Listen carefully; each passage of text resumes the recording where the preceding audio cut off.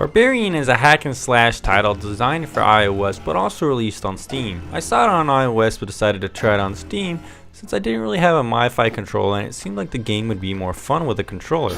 Starting out, the tutorial is pretty simple. You kind of move between these different islands, and it kind of reminded me a bit of Bastion and how the levels are designed in islands. But combat is incredibly simple. Basically, you just tap A as many times as you can to slash, and you push B to charge in.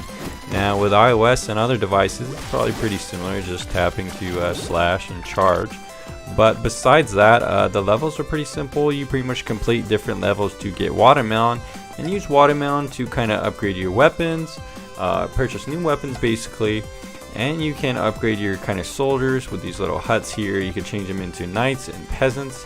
And the basic idea and setup of the game is that you kind of go between these different levels, kill these knights and different little guys. So you rescue people kind of like in these little containers before the time runs out, and then you collect Watermelon and kind of rinse and repeat to grow your army and get more weapons and upgrades and stuff like that. When you do die, this is what it looks like. You have to spend some of your Watermelon to come back to life. And the game kind of almost feels like Dark Souls or some of these kind of Souls-like games, in that you kind of decide maybe you can't complete the level and you want to sacrifice some of your Watermelon, or maybe you're going to try to risk it and I guess just die then.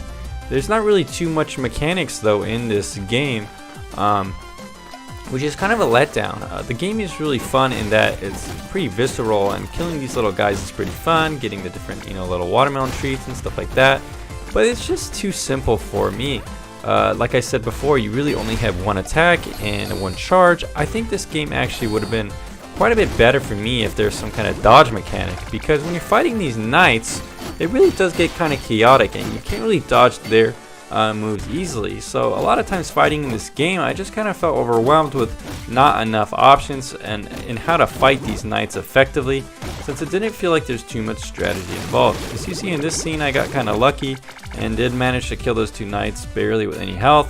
But later on in the game, it wasn't uncommon for me to often get overwhelmed just fighting one of these guys, because eventually my health would just kind of wear down by the time the level was over. So you can see here, I do manage to gather up a small army, and you can upgrade them into knights like I said before, but doing so is pretty expensive and you don't get a ton of Watermelon throughout these levels, and when you die you do lose your Watermelon. Now throughout the level you can actually heal by spending Watermelon, but even that's pretty expensive, around 500 Watermelon. So sometimes I'd do a level, and then just in order to complete it I would have to spend Watermelon, and the result would be that I actually didn't end up with anything after completing the level. You can see it gets pretty hectic with arrows flying around and things attacking you from every direction. Now I wasn't expecting the most complicated game going in, but what I did experience here was a little bit of a letdown, since this game does have pretty glowing reviews.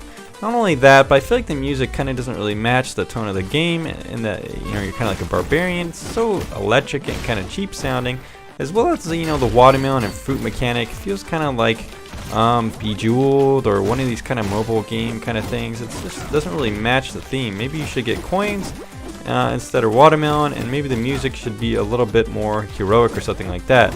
As you can see here, it wasn't really too much I could do to avoid those guys. They just keep chasing me. Now in the previews of this game, it does show that there are interesting boss mechanics and stuff like that, which do seem cool, but unfortunately for me, the combat was just too simple and too frustrating, as well as the progression system too limited. It just felt like I was kind of grinding the levels over and over, not getting anywhere. Fortunately, I couldn't really get too far in this game, and I don't really think it's that great of a game, but let me know down in the comments below what you think of this game, and I'll see you again on the next video game review.